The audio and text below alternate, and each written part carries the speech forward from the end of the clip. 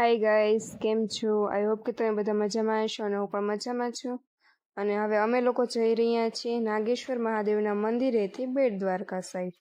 જો કે આજકાલ પુલ બની ગયો છે એટલે બેટ દ્વારકા પહોંચવામાં વાર તો લાગે નહીં. અને પહેલાંના સમયમાં જો આ ટાઈપના છે ને હોડકા હતા, આમાં બેસીને બેટ દ્વારકા જવાનું હોય. એટલે અત્યારે તો હોડકા બંધ પડ્યા, તો જો કેવા દરિયામાં ઊભા છે, કેટલા મસ્ત છે.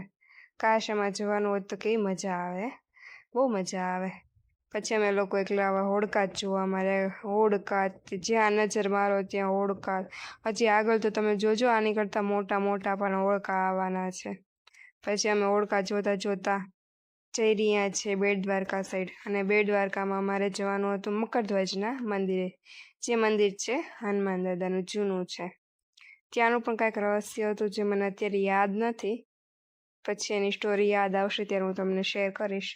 જો આ હોડકા જો કેટલા મોટા છે, પણ હવે શું કામના, અત્યારે તો પુલ બની ગયા એટલે હવે કોઈ હોડીમાં જવા વાળું છે નહીં.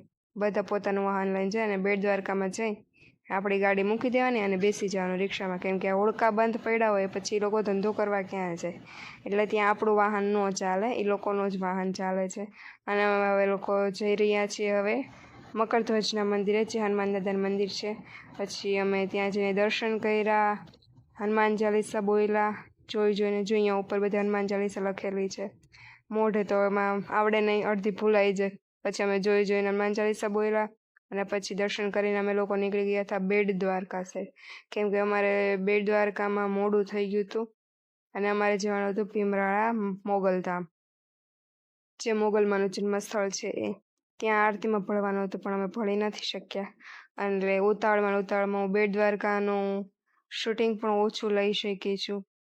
પછી અમે બેટ દ્વારકા ગયા, દર્શન કર્યા, આમથી આમ થોડાક ફાફા માર્યા, પણ કાંઈ વસ્તુ અમે લીધી નથી. દર્શન કરી અને અમે નીકળી ગયા છીએ ભીમરાળિયા. કેમ કે અમારે વચ્ચે પુલ ઉપર ફોટોશૂટ પણ કરવાનું બાકી હતું અને ટાઈમ ઓછો પડ્યો હતો.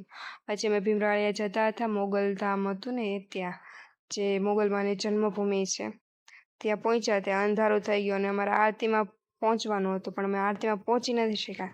અમે પહોંચ્યા અને આરતી જસ્ટ પૂરી થઈ હતી. પછી અમે ત્યાં જ્યાં દર્શન કર્યા અને પ્રસાદી લીધી, કેમ કે અંધારું થઈ ગયું હતું અને કીધું હતું કે પ્રસાદીનો સાથ પડી ગયો છે, ચાલો જમવા એમ. તો પછી હવે કીધું એટલે પ્રસાદી લઈને જ જવું પડે. પછી અમે લોકો પ્રસાદી લીધી અને મસ્ત વાતાવરણ હતું. જો આ મંદિર કેટલું મસ્ત મંદિર હતું ને એટલું માઇન્ડ ફ્રેશ થઈ ગયું હતું, શાંતિ હતી અને પવન પણ મસ્ત હતો ને ગાર્ડન હતું ને. તો અમે થોડીક વાર જમીને તે ગાર્ડનમાં પણ બેઠા હતા. અમને બહુ મજા આવી મંદિરે. થાક ઉતરી ગયો અને પછી અમે લોકો નીકળી ગયા છીએ દ્વારકામાં, હોટલ છે ત્યાં, અને નાઇટ અમારે દ્વારકામાં કરવાની હતી. આજ માટે આટલું. મળીએ નેક્સ્ટ વિડીયોમાં. આવજો.